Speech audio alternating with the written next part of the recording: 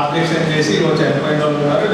జరుగుతుందంటే మనకంటే ముందు మన తెలంగాణ ఇప్పుడు ఆంధ్రప్రదేశ్లో జరుగుతున్న దానికంటే ముందు కొన్ని రాష్ట్రాల్లో జరిగినటువంటి ఉదాహరణలు ఇప్పుడు బెంగాల్లో జరిగింది.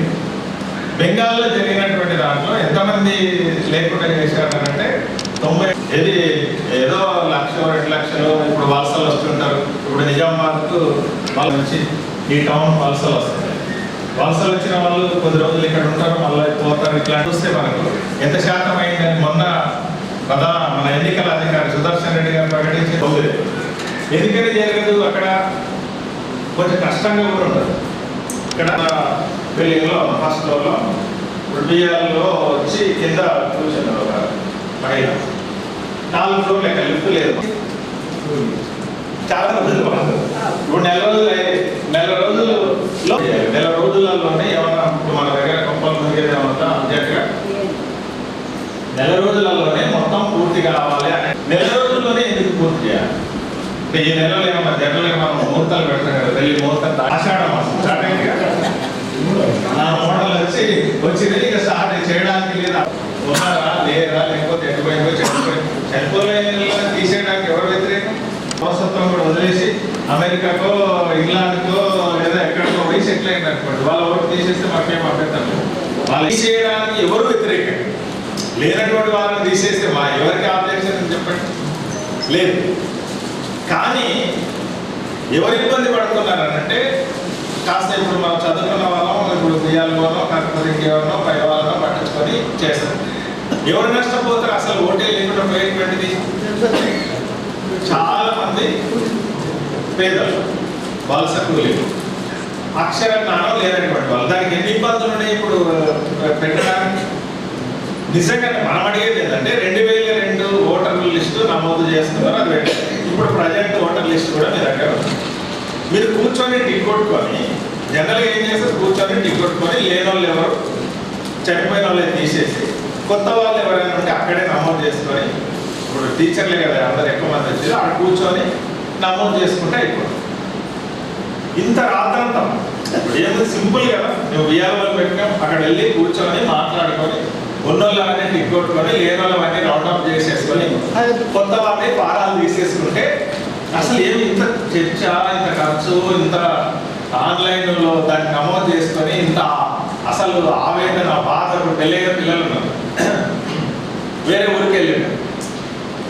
కొన్ని గ్రామాలలో నేను జిల్లాలకు వెళ్ళి చూస్తే కూడా ఏమగారి దగ్గర వాళ్ళ తల్లి వాళ్ళని నమోదు చేసిన ఓటర్ లిస్టులో తీసుకొని ఇక్కడ పెట్టారు. ఎక్కడ ఇంత అవస్థ ఎందుకు పడాలి?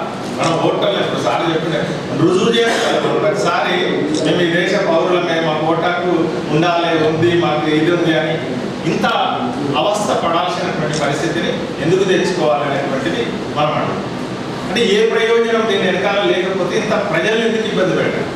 ఇంతమంది ఆఫీసర్లు ఇప్పుడు బిఆర్ఓలు పెట్టేటువంటి దాంట్లో గ్రూప్ సి క్యాడర్, అంటే గ్రూప్ సి క్యాడర్ కంటే ఇంకా తక్కువ వాళ్ళని పెట్టడానికి లేదు, ఆ క్యాడర్ వాళ్ళనే బిఆర్ఓగా పెడతాం అని చెప్పి ప్రకటన చేశారు. మరి ఇంత అవస్థ ఎందుకు జరగాలి? దీని యొక్క ఏ ప్రయోజనం లేకపోతే ఇంత అవస్థ జరగాల్సినటువంటి అవసరం లేదు. రెండవ అంశం కూడా ఏంటంటే చాలా మంది అనుకుంటున్నారు జనరల్గా మనం లేకపోతే లేకపోయిందని కూడా ఓటు హక్కు అని అనుకుంటున్నాం. ఓటు హక్కు వరకే పరిమితం కాదు, మనం గుర్తుపెట్టుకోవాల్సింది ఏంటంటే ఓటు హక్కే పరిమితం. ఎన్నుకునే హక్కు రేపు డెప్యూటీషన్ ఎన్నికలు వస్తాయి, మీకు కార్పొరేషన్ ఎన్నికలు వస్తాయి, మున్సిపల్ కార్పొరేషన్ ఎక్కడ ఓటు వేయాలి. ఓటు వరకే పరిమితం కాదు, దాని క్రమంగా దాని పరిధి పెరుగుతుంది. ఇప్పుడు 91 లక్షల మంది బెంగాల్లో ఓట్లు తీసేస్తే మనం చెప్పాలి, మనం అడగలేదు. కోర్టుకి వెళ్తే కోర్టు చెప్పు ఎంత శాతం ఓట్లు తీసేశారు అక్కడ అంటే మొత్తం ఓట్లలో 12% ఓట్లు తీసేశారు. 1-2% జనరల్గా ఎక్కువ సీట్లలో 1-2% కంటే ఎక్కువ లేదు. పాయింట్స్ లో తేడా. నువ్వు ఇంత పాయింట్స్ లో తేడా ఉన్న దగ్గర నువ్వు కాన్సన్ట్రేట్ చేసి కొన్ని నియోజకవర్గాలలో ఎంపిక చేసుకొని ఓట్లని తొలగించేటువంటి కార్యక్రమానికి పూనుకుంటే ప్రజాస్వామ్యం కూని అవుతుందా లేదా? రిజల్ట్ తారుమారు అవుతుంది. 12% ఏదో 1% 2% కాదు, 12% ఓట్లని తీసేసి పెట్టేస్తే వాళ్ళకు రిజల్ట్లో మార్పు కనబడదు. మీరు ఎలాంటి మాట్లాడుకునే అవకాశం ఉంది, అప్పీల్ చేసుకునే అవకాశం ఉంది, ఎన్నైనా చెప్పచ్చు. తెలియదు ఎంతమంది లేరు, 27 లక్షల మంది లేరు. వెళ్తే ఏమైంది, వాటన్నింటికి విచారణ సాధ్యమైంది ఎక్కడ? లక్షల కేసులు పెండింగ్లో ఉన్నటువంటి భారతదేశ న్యాయ వ్యవస్థలో ఈ కేసులన్నీ పరిష్కారం అయితే కావు. ఈ కేసులన్నీ పరిష్కారం కావు. ఆలోపు ఏమైపోతుంది, ఎన్నికలు వస్తాయి. ఎన్నికలు వచ్చినాయి, ఎన్నికలు అయిపోయినాయి, రిజల్ట్ వచ్చింది, పూర్తయింది. రిజల్ట్ తారుమారైపోయింది. ఈ 27 లక్షల మంది ఎవరైతే ఉన్నారో వీళ్ళకు నెక్స్ట్ హక్కులు కోల్పోతారు. జనరల్గా మనం ఏమనుకుంటామంటే, ఇప్పుడు పేదలు ఉన్నారనుకోండి, రేషన్ కార్డు, పేదలే కాదు చాలా ఉదాహరణలు ఉన్నాయి, చదువుకొని అవగాహన ఉన్నటువంటి వాళ్ళు కూడా ఉన్నారు.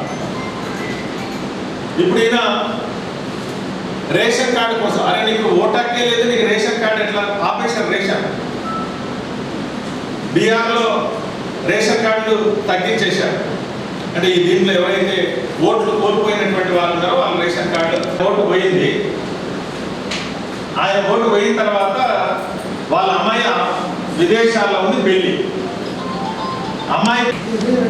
అమ్మాయి పెళ్లికి విదేశాలకు వెళ్ళాలి. పాస్పోర్ట్ ఏమంటే పాస్పోర్ట్ ఉందా లేదా అనేటువంటిది ఎట్లా లేదండి, ఓటే లేదు కాబట్టి నీ పాస్పోర్ట్ పోయింది. గురించి విశ్లేషణ చేసి రాయగలిగినటువంటి ఒక ఎడిటర్ లేదు.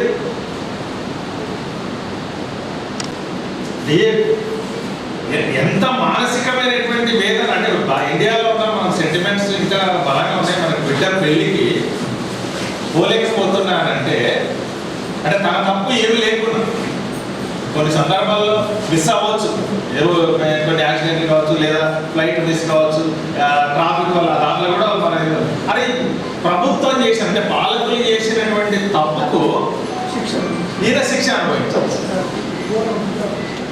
అందుకని అంటే ఎస్ఐఆర్ జరుగుతుంది అని అంటే ఏదో ఆషామాషిగా జరగట్లేదు. దీంట్లో ఆ ఉద్దేశం అనేటువంటిది క్లియర్గా కనబడుతుంది. ఆ ఉద్దేశపూర్వకంగా చేస్తున్నటువంటి దాన్ని మనం అర్థం చేసుకోవాల్సినటువంటి అవసరం. రెండవది, ఇది ఏమి ఊరికే రాల గొట్టకు కూడా, ఇది ఆషామాషిగా వచ్చింది కాదు. ఎవరో దయాదాక్షిణ్యాల ద్వారా, దాన ధర్మాల ద్వారా కూడా రాలేదు. ఇది తరతరాలుగా కొట్లాడి సాధించుకున్నటువంటి, మన సార్ చెప్పినది రాజ్యాలు ఉండేవని మాట చెప్పి, రాజ్యాలు రాజులు, రాజ్యాలు రాజులు, రాజరికము, వలస. మనం వలసగానే ఉన్నాం కదా. ఆ బ్రిటిష్ వాడి వలస నుంచి ఊరికేం పోలేదు కదా. ప్రాణాలు, బలిదానాలు, త్యాగాలు చేస్తే దాదాపు 90 సంవత్సరాలు పోరాటం ప్రారంభమైన తర్వాత తిరుగుబాట్లు చాలా జరిగాయి. కానీ నికరంగా పోరాటం ప్రారంభమైన తర్వాత 90 ఏళ్ళు కొట్లాడి బలిదానాలు చేస్తే స్వాతంత్రం, రాజ్యాంగం వచ్చింది. దాన్ని అంటే అట్లా కొట్లాడి మనం పూర్వీకులు మన తరతరాలు కొట్లాడి సాధించుకున్నటువంటి హక్కుని సడన్గా ఇప్పుడు తీసేస్తే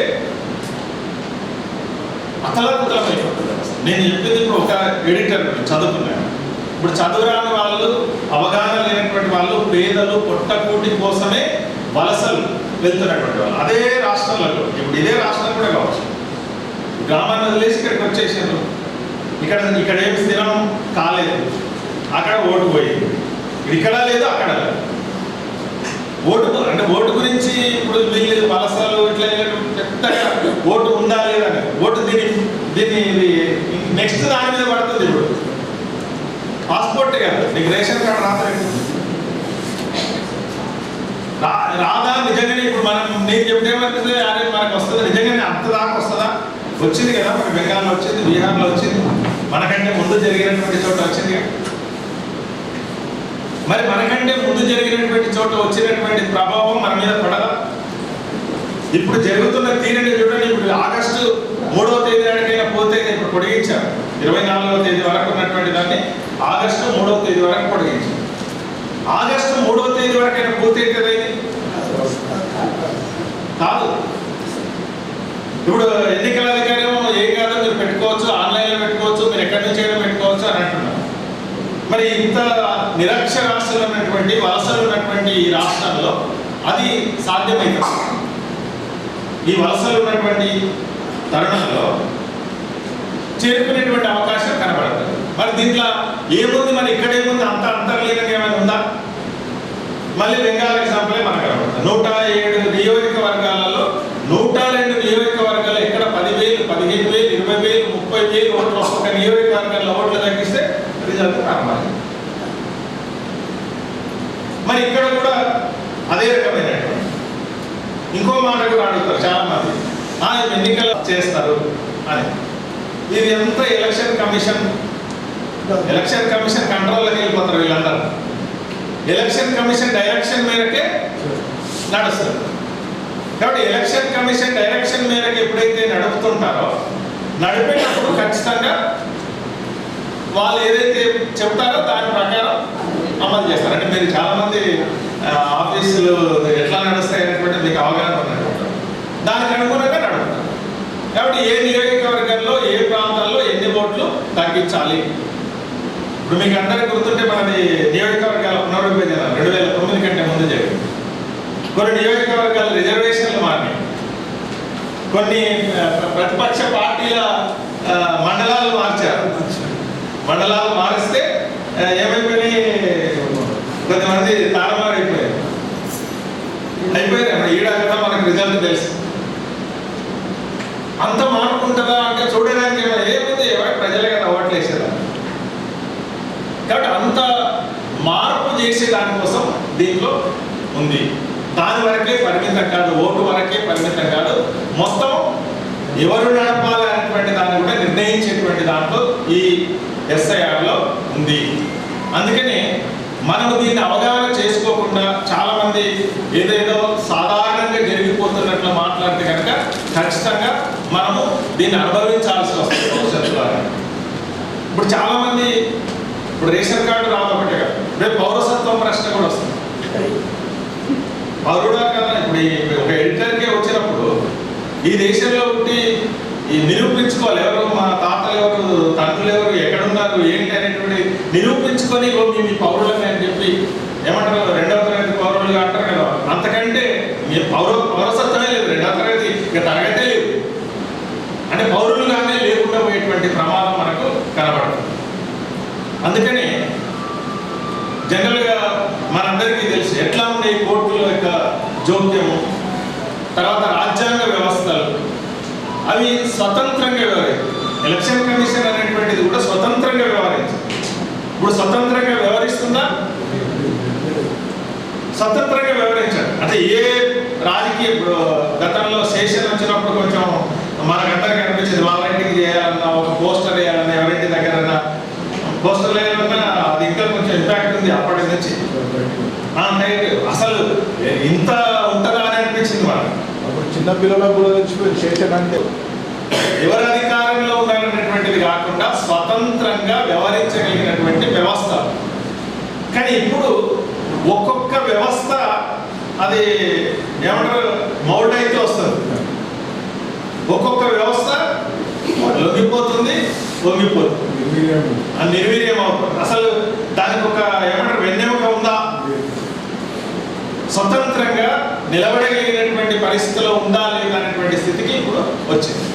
అందుకని ఈ వ్యవస్థలన్నింటినీ నిర్వీర్యం చేసి ఏం చేస్తారు అని అంటే మళ్ళా వెనకడికి తీసుకెళ్లిన విధంగా మొత్తం నియంతృత్వము, మన రాజరికంలో ఎట్లయితే నియంతృత్వం ఉంటుందో ఆ నియంతృత్వం వైపు పోతుందా అనేటువంటి సందేహం వచ్చేటువంటి పరిస్థితులలో ఇప్పుడు నడుస్తున్నటువంటి పరిస్థితి మనకు కనబడుతుంది.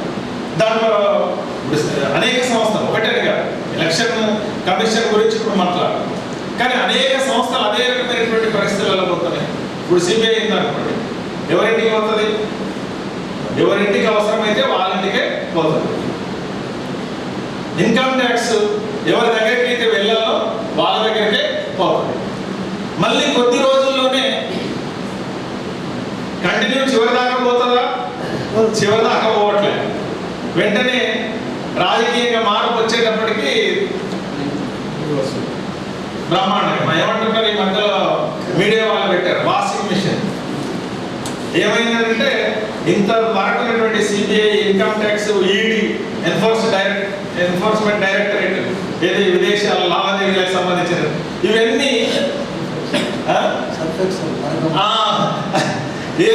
ఇవన్నీ కూడా ఏంటంటే రాజకీయంగా ఒక్క మార్పు తీసుకున్నాగానే క్లియర్ అయిపోతుంది. నిర్మా వాషింగ్ పౌడర్,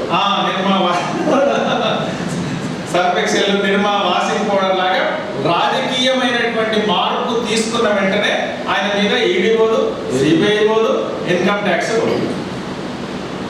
అందుకని ఇవన్నింటినీ బ్రహ్మాండంగా వాడుతున్నారు పాలకులు, వాళ్ళకు అనుకూలంగా వాడుతున్నటువంటి పరిస్థితి మనం చూస్తున్నాం. కానీ ఇప్పుడు ఎలక్షన్ కమిషన్ ని వాడి మనల్ని భయభ్రాంతులకు గురి చేస్తున్నారు, పౌరుల్ని భయభ్రాంతులకు గురి చేస్తున్నటువంటి పరిస్థితి ఉంది. ప్రతి ఒక్కరు ఇప్పుడు ఉంటుందో లేదో ఓటు అనేటువంటి భయంతో ఉన్నారు కదా. 2002లో ఉందా లేదా, చదువుకున్నాడా, అవగాహన ఉందా లేదు, కానీ ఓటు ఉంటుందా లేదనేటువంటి భయం ఉంది. ఓట్లు చేర్పిస్తున్నటువంటి బియ్యంలోకి ఓటు పోతుంది, వాటిని వాదించడానికి వస్తున్నటువంటి లాయర్లకు ఓటు పోతుంది. ఈ ఓటింగ్ ఈ ప్రజాస్వామ్య వ్యవస్థలో రక్షణ కల్పిస్తున్నటువంటి పోలీసులకు ఓటు పోతుంది, అధికారులకు పోతుంది. అంటే అసలు ఎవరికైనా గ్యారంటీ నా ఓటు ఉంటుంది అనేటువంటి పరిస్థితి ఉందా అంటే అట్లా గ్యారంటీ ఉండేటువంటి అవకాశం లేకుండా చేస్తారు. సింపుల్ దాన్ని ఎందుకు ఇంత క్రిటికల్ గా మారుస్తారు? సింపులే కదా. ఓటర్ లిస్ట్ ఎంతమంది ఓటర్ లిస్ట్ పెట్టుకొని టక టక టక టిక్కి కొట్టేస్తే నీవు చెప్పిన నెల రోజులలో మొత్తం వ్యవస్థ అంతా పూర్తయిపోయింది. మరి ఇంత ఇబ్బందులు ప్రజలని గురి చేయాల్సినటువంటి అవసరం ఏమొచ్చింది అని అంటే మొత్తంగా మనల్ని మౌల్డ్ చేసే కోసం ప్రయత్నం చేస్తున్నారు. ఒక మాట చూస్తే మీరు గతంలో మహారాష్ట్రలో ఒక అసెంబ్లీ ఎన్నికల ప్రచారానికి బాల్ ఠాకరే గారు వెళ్ళారు. ఆయన ఎన్నికల్లో ఎప్పుడు పోటీ చేయాలి వెళ్ళి ఒక అసెంబ్లీ సీట్లో మాట్లాడుతూ ఇది హిందువులది దేశం, మాకు ముస్లింల గురించి మేము పట్టించుకోము, హిందూ రాజ్యాంగానే ఉంటుంది, భవిష్యత్తు కూడా ఉంటుంది అని ఎన్నికల సందర్భంగా మాట్లాడారు. హైకోర్టుకి వెళ్ళారు. ఈయన మతాన్ని జనరల్గా మన ఎన్నికల వ్యవస్థలో డబ్బులు, మతము, ప్రలోభాలు, మందు, కులము, ప్రాంతము వాడకూడదు అనేటువంటిది నియమము. ఇవి వాడినందుకు హైకోర్టుకి వెళ్తే హైకోర్టు ఏం చేసిందంటే ఆయన ఎమ్మెల్యే అభ్యర్థిత్వాన్ని రద్దు చేసింది. బాల్ ఠాకరే గారికి 6 సంవత్సరాలు నీకు ఓటు వేయకుండా నిషేధించింది. పెద్ద నాయకుడు, మహారాష్ట్రని ప్రభావితం చేయగలిగినటువంటి నాయకుడు. హైకోర్టు ఇది రద్దు చేసిన తర్వాత సుప్రీంకోర్టుకి వెళ్ళారు. సుప్రీంకోర్టుకి వెళ్తే సుప్రీంకోర్టు కూడా ఏం చెప్పిందంటే హైకోర్టు చెప్పినటువంటి తీర్పునే సమర్థించింది. ఒక ఆయన దేనికోసం ఒక మీటింగ్ లో మతాన్ని ప్రస్తావించి మతం ద్వారా ఓటర్లని రెచ్చగొట్టి ప్రభావితం చేసి గెలిచిందనేటువంటి పేరుతో ఎమ్మెల్యే పదవి పోయింది. ఆయనకు 6 ఏళ్ల పాటు ఓటర్లు లేకుండా పోయింది.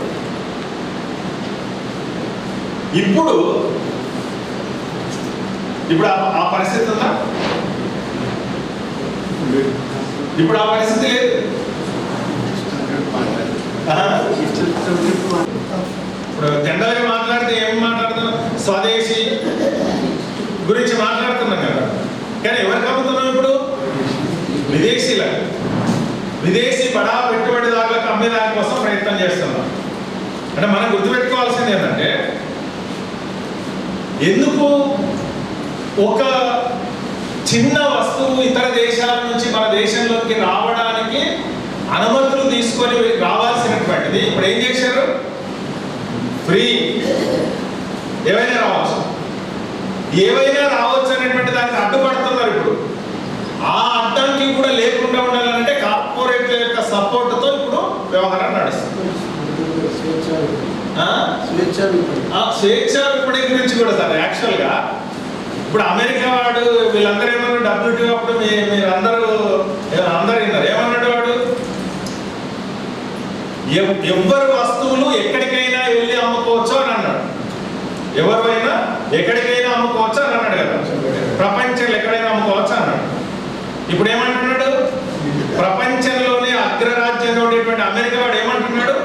మీ ఇండియా వస్తువులు మాత్రం మా దగ్గరకు వస్తే ట్యాక్స్ ఇస్తా అంటున్నాడు. అరే ఎవరైనా అనుకోవచ్చు వాడే కదా అన్నాడు. కానీ ఇప్పుడు ఏమంటున్నాడు? టారిఫ్ పెడుతున్నాడు. మన దేశంలోనికి మాత్రం వాటిని ఫ్రీగా పంపుతామని అంటున్నాడు. జీరో అంటే మీరందరూ విన్నారు, జీరో ట్యాక్స్ వేస్తారు. వీటికి కూడా ఏమవుతుందనంటే ప్రశ్నిస్తున్నారు. ఏమైనా ఆత్మనిర్భర్ భారత్ అంటే వీళ్ళు అంటే మొత్తం స్వయం పోషకం. మనకు ప్రత్యేకమైనటువంటి పేరుంది. ఏంటా పేరు? స్వయం పోషకత్వం కలిగినటువంటి గ్రామీణ వ్యవస్థ. బ్రిటిష్ వాడు వచ్చే నాటికే మనది స్వయం పోషకత్వం ఉన్నటువంటి గ్రామీణ వ్యవస్థ. ఆ గ్రామం నుంచి ఇతర వస్తువులు ఏమైనా ఉప్పు వచ్చేదట, అన్నీ అక్కడే దొరికాయి. అట్లా నిర్వహిస్తాము భారతదేశాన్ని అని చెప్పినటువంటి పాలకులు ఇప్పుడు విదేశీ బడా కార్పొరేట్లకు ఏది రెడ్ కార్పెట్ పరిచి వాళ్ళ యొక్క పెట్టుబడుల్ని ఆహ్వానిస్తారు అని అంటే మన వ్యవస్థలన్నీ కూడా దెబ్బతింటాయి. దెబ్బతిన్నప్పుడు ఏమైపోతుంది? బ్రిటిష్ సామ్రాజ్యవాదానికి వ్యతిరేకంగా ఏ రకమైనటువంటి ఆందోళనలు పోరాటాలు వచ్చినావో ఆ తరహాలో పోరాటాలు వస్తాయి. మన ఇష్టాలతో సంబంధం లేదు. జనరల్గా మనల్ని అనుకుంటుంటారు అంత రియాక్షన్ వస్తుందో లేదా. రియాక్షన్ అనేటువంటిది కంపల్సరిగా వస్తుంది. ప్రతి అణువు పరమాణువులో ఏమంటారు? పరమాణువు నడవాలనంటే దాంట్లో రియాక్షన్ ఉంది, ఉందా లేదా? ప్రతిచర్య ఉంది దాంట్లో. అంటే చిన్న అది సర్వైవ్ కావాలంటే దాంట్లో ప్రతిచర్య ఉంటేనే నడుస్తుంది. అట్లాంటిది ఈ సమాజంలో మొత్తం వ్యవస్థనే కొలాప్స్ చేసి, ఏ వ్యవస్థని? ప్రజాస్వామ్యబద్ధంగా రాజ్యాంగబద్ధంగా వచ్చినటువంటి ఓటు హక్కుగా ఉంది మనకి. ఇది ఏదో దయాదాక్షిణ్యాల మీద దాన ధర్మాల మీద వచ్చినటువంటిది కాదు. ఆ హక్కుగా ఉన్నటువంటి ఓటునే ఇప్పుడు రద్దు చేసే దానికోసం ప్రయత్నం. రద్దు క్లియర్గా హత్య అన్నాడు ఒక ఆయన. ఓటర్లని ఏం చేస్తాం? ఓట్లు లేకుండా చేయడం అంటే హత్య చేసేస్తున్నట్లే, చంపేస్తున్నాడు. అంటే ఓటు హక్కు అనేటువంటిది అంటే ఏమి మన ప్రమేయం లేకుండా, మన ఇష్టాలతో సంబంధం లేకుండానే హత్య చేసేస్తాం. అందుకని ఇదేదో ఎవరి దయా దాక్షిణ్యాల మీద వచ్చినటువంటిది కాదు. అందుకని ఈ ఓటు హక్కు రక్షణ కోసం ఖచ్చితంగా మనం ప్రచారం చేయాలి, నిలబడాలి, మాట్లాడాలి. ఫలానా ఇప్పుడు మతం పేరుతో తీసేస్తామనన్నా, లేదా కులం పేరుతో తీసేస్తామనన్నా, లేదా ప్రాంతాల పేరుతో ఓట్లు లేకుండా చేసేటువంటి ప్రయత్నం చేసినా ఖచ్చితంగా దాన్ని ప్రశ్నించాల్సినటువంటి అవసరం ఉంది. దాన్ని అర్థం చేయించాల్సినటువంటి అవసరం కూడా ఉంది. ఎందుకనంటే ఇప్పుడు ఇది లేకపోతే ఈ రోజు వరకే పరిమితం కాదు, ఓటు వరకే పరిమితమైనటువంటిది కాదు. ఇప్పుడు బియ్యం వస్తున్నాయి, రేషన్ బియ్యం వస్తున్నాయి ఫ్రీగా. ఇప్పుడు ఇక్కడ ఉచిత బియ్యం అనేటువంటివి లేకుండా పోతాయి కదా.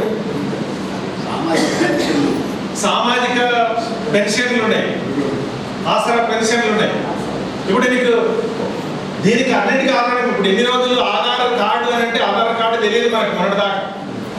ఇప్పుడు ఆధార్ కార్డు లేకపోతే ఎక్కడా వెళ్ళడానికి వీలేదు. నీకు ఏదున్నా ఇప్పుడు విమానంలో పోదామని అనుకున్నాం అనుకోండి, సడన్ గా మర్చిపోయినాం అనుకో, మళ్ళీ అది లేకపోతే ఇక్కడ వెనక్కి రావాల్సింది.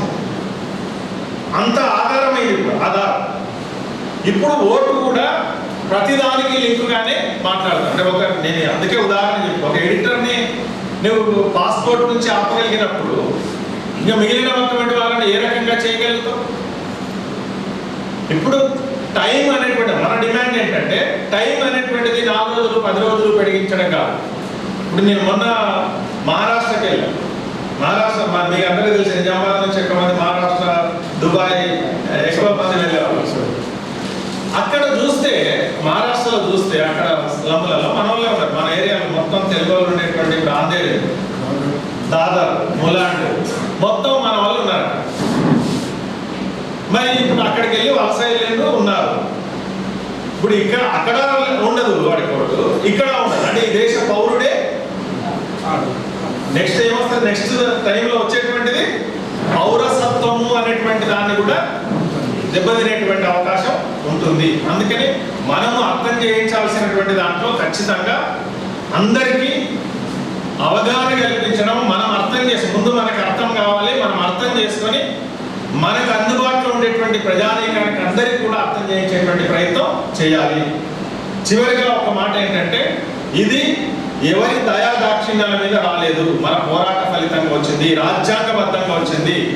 రాజ్యాంగానికే తూట్లు పొడిచే విధంగా ఈరోజు మన ఓటు హక్కు అనేటువంటి దాన్ని, రాజ్యాంగబద్ధంగా వచ్చినటువంటి హక్కునే హరించే దానికోసం ప్రయత్నం చేస్తున్నారు. కాబట్టి ఓటు అనేటువంటిది హక్కు, ఆ హక్కును కాపాడుకునేటువంటి దానికోసం అవసరమైనటువంటి సంస్కరణలన్నింటినీ చేయించే దానికోసం మనం కోరుకోవాలి. ఇప్పుడు చాలా మంది మేధావులు అందరూ డిమాండ్ చేశారు, ఏపీలో పొడిగించారు, ఇక్కడ డేట్ పొడిగించారు. అది కూడా సరిపోదు. యాక్చువల్గా ఆగస్టు 3వ తేదీ నాడు కూడా పూర్తి కాదనంటే వీళ్ళందరూ అవస్థలు పడాలి. అందులో మహిళలు అంటే పెళ్లిళ్ళైన పిల్లలు ఉన్నారా, వాళ్ళు మరీ అవస్థ పడుతున్నారు. ఏ రకమైనటువంటి హక్కు లేకుండా పోతుంది కదా పెళ్లిళ్ళు అయిన దీనికి. ఎప్పుడో 2002 కంటే ముందు, ఇప్పుడు సార్ చెప్పినట్లు తల్లిదండ్రులు చనిపోయింటారు, వాళ్ళ ఏ ఆధారం వీళ్ళ దగ్గర ఉండదు, లేదు వాళ్ళ అన్నదమ్ములు వేరుపడి ఉంటారు. అక్కడ ఏది 24 ఏళ్ల కిందట పెళ్ళి అయిన అమ్మాయి వాళ్ళందరూ వేరుపడిపోయి ఎక్కడెక్కడ ఉంటే ఏ ఆధారాలు దొరుకుతాయి? కాబట్టి ఏ తప్పు చేయకుండా, ఏ పొరపాటు చేయకుండా ఒక శిక్షకు గురి కావాల్సినటువంటి పరిస్థితి ఏదైతుందో దాన్ని ఇది ప్రభుత్వాలు, పాలకులు కాన్షియస్గా చేస్తున్నటువంటి నేరాలు. కాబట్టి దాన్ని మనం ఖచ్చితంగా ప్రశ్నించాలి. అవసరమైతే అవకాశం ఉన్నటువంటి మేరకు అందరినీ ఓట్లుగా నమోదు చేయించేటువంటి దానికోసం ఉన్నటువంటి అవకాశాన్ని వాడుకునే ప్రయత్నం చేయడం, అవగాహన కల్పించడం, అదే రకంగా మన హక్కుల కోసం చైతన్యం చేసి ఆ హక్కుల్ని కాపాడుకునేటట్లు చేయడం అనేటువంటిదే మన బాధ్యత. ఆ రకంగా మీరు ఒక ముఖ్యమైనటువంటి అంశం మీద, ఇప్పుడు చర్చనీయాంశంగా ఉన్నటువంటి అంశం మీద 2 సంస్థలు, పెన్షనర్స్ అసోసియేషన్, అదే రకంగా మల్లు స్వరాజ్యం మెమోరియల్ ట్రస్ట్ వాళ్ళు ఈ కార్యక్రమాన్ని నిర్వహించారు. ఇది ఒక మంచి స్ఫూర్తిదాయకమైనటువంటి కృషి చేసినందుకు ఈ 2 కమిటీలు కూడా ప్రత్యేకంగా మరోసారి నేను అభినందిస్తూ నాకు ఈ అవకాశం ఇచ్చినందుకు పేరు ధన్యవాదాలు తెలియజేస్తూ సెలవుతున్నాను.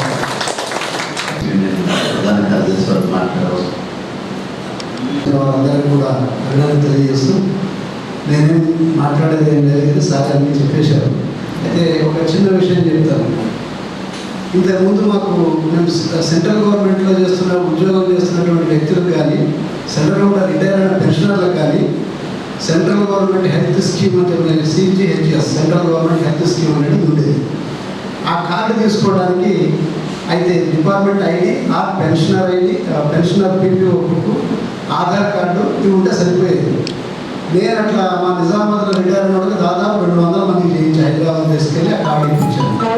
మొన్న సడన్గా ఒక 2 రిటైర్ అయ్యి వస్తే వాళ్ళకి ఫోన్ చేస్తే, మళ్ళీ ఫోన్ చేసి ఇట్లా 2 కార్డులు చేసి ఉన్నాయంటే ఆయన ఆధార్ కార్డు పని పెడితే ఓటర్ అంటే ఇప్పుడు ఈ ఓటర్ ID లేకపోతే మనకి రేపటి నుంచి రాబోతున్న మెడికల్ కార్డు కావచ్చు, ఇంకోటి కావచ్చు, మనకైతే హెల్త్ స్కీములు ఇట్లాంటివి పోతాయి, సామాన్యులకైతే రేషన్ పోతుంది, సామాజిక పెన్షన్లు పోతాయి, ఇవన్నీ కూడా పోయే ప్రమాదం ఉంది. ఇందాక సార్ చెప్పినట్టు నాకు కూడా అదే ఆలోచన ఉంది. ఈ కార్యక్రమం అంతా పెట్టే కన్నా నేను చాలాసార్లు కూడా మాట్లాడుతున్నా, వాళ్ళే ఇంటింటికి తిరిగి ప్రతి ఇంట్లో కూడా ఎవరున్నారు, మీ ఇంట్లో ఈ ఓటర్లు ఉన్నారు, మరి అందరూ ఉన్నారా, ఎవరైనా చనిపోయారా, లేకపోతే ఎవరైనా దేశం వెళ్ళిపోయారా అనేది అక్కడే అయిపోయింది చేస్తున్నది. సార్ చాలా విపులంగా మనందరూ తెలియజేశారు. కాబట్టి మనం అందరం కూడా అలర్ట్గా ఉండి, తెలిసిన వాళ్ళు తెలియని వాళ్ళు ఉంటే కూడా మన ఏరియాలో మనం ప్రతి ఒక్క ఓటు కూడా మిస్ కాకుండా వాళ్ళందరూ కూడా ఎడ్యుకేట్ చేసుకుంటూ వాళ్ళని సాగర్ గారు సమాధానం చెప్పారు. మనకి చాలా ప్రత్యక్షంగా ఓపెన్గా చెప్తుంది ఏంటంటే, విదేశాల నుంచి వచ్చిన వాళ్ళు చాలామంది మన భారతదేశంలో ఉన్నారు. వాళ్ళకి ఓట్లు ఉన్నాయి, వాళ్ళని ఎల్లగొట్టే దానికోసం, వారి ఓటు హక్కు రద్దు చేసే దానికోసం ఈ సబ్ ప్రక్రియ తీసుకొచ్చామని చెప్పేసి వాట్సాప్లో దీంట్లో రెగ్యులర్గా వస్తూ ఉంటుంది. ఆ విధంగా విదేశాల నుంచి వచ్చినటువంటి వాళ్ళు వెస్ట్ బెంగాల్లో కావచ్చు, బీహార్లో కావచ్చు, అస్సాంలో కావచ్చు, ఎంతమంది అలాంటి వాళ్ళని ఐడెంటిఫై చేసి వాళ్ళు ఓటు హక్కు రద్దు చేశారు వాళ్ళని. కానీ మన భారతదేశంలో ఉన్నటువంటి మన ప్రజలు ఎంతమంది తీసేశారో ఆ వివరాలు కూడా సాగర్ అని చెప్పే బాగుంటుంది. మన వచ్చిన ప్రకటన ఒక కారణం ఏంటంటే మనం అందరము కొడుకులకు కానీ కోడళ్ళకు కానీ మన్మలకు కానీ మన్మరాళ్ళకు కానీ హ్యాపీ బర్త్డే విషెస్ మనం ఇంత ఫోటోలు పంపుతుందా, మీరు ఒక పేరు కానీ మీ ఫోటో కానీ పంపితే మీకు ఫ్రీగానే చేసేస్తాను. ఇప్పుడే ఇక్కడ వీళ్ళకి సన్మానం జరిగింది, హ్యాపీ బర్త్డే ఇప్పుడే. కాబట్టి మీరు ఎవరు మన్మడు కానీ మన్మరాలు కానీ అట్లా ఒక ఫోటో కానీ పేరు పంపితే మీకు ఫ్రీగానే చేసి మీకు పంపిస్తున్నాం. వాళ్ళు మీరు ఫామ్ 6 అని చెప్పేసి ఉన్నది, దాన్ని తీసుకొని నింపి బిఎల్ఓకి సబ్మిట్ చేయాలి. ఆన్లైన్లో కూడా సబ్మిట్ చేయొచ్చు. దానికి మీ ఆధార్ కార్డు, మీ ఇంటి నెంబర్ ఉంటే ఇంటి నెంబర్, అంటే ట్యాక్స్ కట్టినట్టు అది కానీ, మీరు చదువుకున్నది కానీ, ఇవన్నీ కూడా మీరు ఉద్యోగం చేస్తుంటే ఉద్యోగం చేసినామని చెప్పేసి ఉంటుంది కదా మన కార్డు, పిపిఓ కార్డు, ఇవన్నీ పెడితే మనకు ఓటు వచ్చే అవకాశం ఉంటుంది. ఇది దృష్టిలో పెట్టుకొని ఇప్పుడు ఉన్నటువంటి ఓట్ల వివరం ఏదైతే ఉందో అది ఆ బాక్స్ నెంబర్ 3లో రాసి ఇవ్వాలి. వస్తుందా రాదా అనేది అది వేరే విషయం. నింపడం మాత్రం అది కదా. ఇంకా కొత్తగా నా ఓట్లు లేదు, ఇప్పుడు చేసుకుంటాను. బియ్యంలో ద్వారా వచ్చిన సమాధానం ఏంటంటే ప్రజెంట్ ఓన్లీ మ్యాపింగ్ మాత్రమే. కొత్త ఓట్లు దీని తదుపరి తీసుకుంటారు. దీని తదుపరి ఇప్పుడు మ్యాపింగ్ అయిన తర్వాత మాత్రమే కొత్త వాటిని తీసుకుంటారు. మీరు చేసుకోవచ్చు. ఈ మ్యాపింగ్ తర్వాత మీరు ఆ పని మొదలు పెట్టవచ్చు. అప్పటిదాకా మీరు బియ్యంలో విషయాలు తీసుకోవాలి. అంతే. దయచేసి ఈ అయిన తర్వాత పెట్టుకోండి, అది పెడతారు. ఆన్లైన్, ఈ ఆన్లైన్ అన్నది చాలా డేంజర్ అని చెప్తున్నాను. నేను జాబ్లో ఉన్నప్పుడు అనుభవించాను, ఇప్పుడు కూడా చెప్తున్నాను, ప్రజలు అనుభవించింది. ఈ ఆన్లైన్ మనం పూర్తి నమ్ముకోవడం చాలా తప్పు. ఆన్లైన్ వాడుతున్నాం, అంతేకాని దాని మీద ఆధారపడి అన్ని చేస్తామంటే దెబ్బతింటారు. ప్రభుత్వానికి ఇవ్వడం దెబ్బతింటారు. ఆన్లైనే, ఆఫ్లైన్ మాత్రం ఉపయోగించుకోవాలి. ఇప్పుడు మనం చూసుకుంటున్నాం, జనరల్గా ధరణి వచ్చింది, భూభాగం వచ్చింది.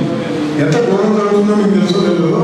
ఎందుకంటే ఆన్లైన్ పెట్టుకుని పోతే అన్ని దారుణమైపోయాయి. మనం ఖచ్చితంగా మనం ఒక కాపీని, మాన్యువల్ కాపీ వాడవలసింది. ప్రభుత్వాలు కూడా మాన్యువల్ కాపీని పక్కన పడేసి ఆన్లైన్ నమ్ముతాం అంటే అసలుకే మోసపరుస్తున్నది. అది నేను ఒక ప్రభుత్వ ఉద్యోగి కూడా అనుభవించాను. ఎందుకంటే మా దగ్గర నేను ఎంపీడీగా పనిచేసాను. మా దగ్గర వచ్చేసి పేమెంట్స్ ఉంటాయి, ఈజీఎస్ ఉపాధి హామీ, వాటికి సంబంధించి పేరు చిన్న స్పెల్లింగ్ మిస్టేక్తోని పేమెంట్స్ కోట్ల పెరిగిపోయింది గుట్టలుగా. వాటిని పరిష్కరించడానికి బ్యాంక్ వాళ్ళ దగ్గరికి పంపి నానా ఇబ్బందులు పడాల్సి వచ్చింది ప్రజలు, కూలీ. మరి అటువంటిది ఇప్పుడు ఎన్నో ఇబ్బందులు అవుతున్నాయి. ఆన్లైన్ ఉన్న దాన్ని ఒక దోచుకోండి, కానీ మొత్తం దాని మీద ఆధారపడదు. ఈ ఓటర్ లిస్ట్ కూడా ఆన్లైన్ అనే దాని మీద డిపెండ్ అయితే చాలా ఇబ్బందులు వస్తున్నాయి. క్యారీ కావట్లేదు, ఓటర్లు కూడా వెనక్కి పోవాల్సిన పరిస్థితి వస్తుంది. ఎవరైనా ప్రశ్న ఏమైనా చెప్పండి. చాలా చోట్ల ఎత్తేసినట్టుగా మనకి వార్తల్లో కనిపిస్తూ ఉన్నాయి. ఇది నిజమేనా?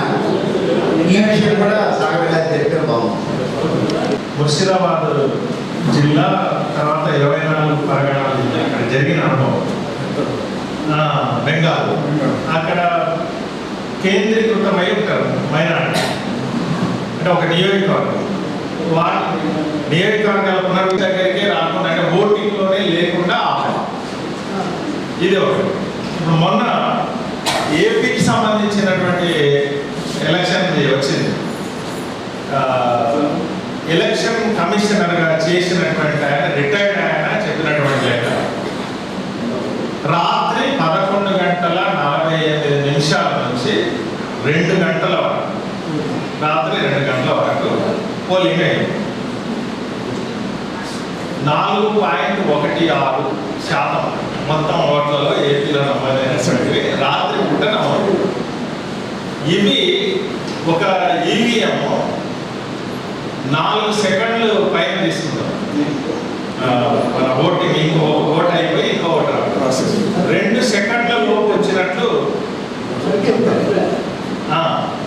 అంటే జనరల్గా అంటే సెకండ్లలో వచ్చిందని వాళ్ళు చెప్పినట్టు. అంటే ఏం చేశారు, రాత్రి పూట ఈవీఎంలన్నింటినీ పెట్టి వాళ్ళు టక చేసేసారు. అయితే 2 గంటల వరకు చేసినారు. ఎలక్షన్ కమిషన్ ప్రకటించిన మన గతంలో ఓటింగ్ అంటే ఎట్లా మంచి గుండాలు ఉండాలి, పోలింగ్ రిగింగ్ చేయాలి, గుండాలు ఉండాలి, అక్కడ ఎవరికి రాకుండా బాక్సులు పెట్టుకొని తగ్గ వాళ్ళే వేసేసి సంతకాలు ఏది పోలింగ్ ఆఫీసర్ సంతకాలు పెట్టుకోమని పేర్లతో సంతకాలు పెట్టుకోమని ఇచ్చారు. ఇప్పుడు సైంటిఫిక్ రిగ్గింగ్ లో ఓటర్ దాని దగ్గర ఇప్పుడు రామ్మోహన్ రావు గారు అడిగినటువంటిది ఏంటంటే మైనారిటీలు ఉండేటువంటి చోట అక్కడ తృణమూల్కి వేస్తారు అని అనుకున్న దగ్గర వాటిని కట్ చేశారు. అంటే అది అంటే తొలగించి కంప్లీట్ గా ఆ నియోజకవర్గంలో 10,000-15,000 మంది ఓట్లు నిజామాబాద్ అసెంబ్లీ దాంట్లో ఏ బూతులలో మనకి నెగటివ్ ఉంటాయి అనేటువంటి సెలెక్ట్ చేసుకొని పలానా బూత్ లో ఇవి గ్యారంటీగా మనకు పడవు అనుకున్నటువంటి వాటిని అసలు ఓటర్ లిస్టులోనే లేకుండా చేసింది. ఇది చాలా క్యాల్కులేటెడ్ గా చేసేటువంటి ప్రయత్నం చేస్తుంది. ఇప్పుడు అది కూడా ఇక్కడ కూడా అవసరమని అనుకుంటే ఆ ప్రయత్నం చేస్తుంది. తర్వాత రెండవది వారు అడిగినటువంటిది పౌరసత్వానికి సంబంధించి ఇప్పుడు అస్సాం సార్ అది ఎట్లా సాధ్యమైంది? బూత్ లెవెల్ ఆఫీసర్లు సూసైడ్ చేసుకొని చెప్పారు ప్రెజర్ భరించడం. ప్రజలు వచ్చి ఇప్పుడు మనం చదువుకున్న వాళ్ళము కూడా ఉంటాం కదా ఏరియాలో అడుగుతున్నారు. వాళ్ళేమో స్ట్రిక్ట్ గా ఈ పర్సెంటేజ్ నమోదు కావడానికి వీలేదని వాళ్ళు ఒత్తిడి చేస్తారు. ఏం చేయాలి? అక్కడ ఎట్లుంటుంది ఇంకా మనది కొన్ని ఏరియాలలో మనకి 80లో ఎట్లుండేదో అట్లుంది సిచ్యువేషన్. 1980 ప్రాంతంలో మనకు తెలుసు కదా గ్రామాలు. ఈ మధ్యలో చిరంజీవి కొడుకు సినిమా వచ్చింది కదా, దానికంటే ముందు అదే ఊరు భూస్వామి రంగస్థలం సినిమా స్టైల్ అంటే మనకి కూడా ఉండే గ్రామం. అక్కడ ఆ స్టైల్లో ఉంది అంటే అంటే అంత వెనకబడి 80 ప్రాంతాల్లో మనకి ఎట్లయితే ఉండేదో అక్కడ కొన్ని ప్రాంతాలు అక్కడ ఒత్తిడి ఎట్లుంటుంది. ఇప్పుడు చదువుతున్న వాళ్ళు ఎంతో కొంత ఉంటారు, చదువుతున్నాడు. ఇప్పుడు ఆ సినిమాలో ఒక పిల్లగాడు చదువుతున్నాడు పోటీ చేస్తాను వస్తుంది. అట్లాంటి వాళ్ళు అడుగుతారు, రిజర్వ్ చేస్తారు. వాళ్ళేమో స్ట్రిక్ట్గా ఈ పర్సెంటేజ్ అయితే పోయాల్సిందే, ఇక్కడ నుంచి కోత పడాల్సిందే భూమికి. అంటే గవర్నమెంట్ ఆఫీసర్ అంటే సార్ ఎంపీ చేసినారు, మీకు ఆ ప్రెషర్ మీకు అర్థమవుతుంది.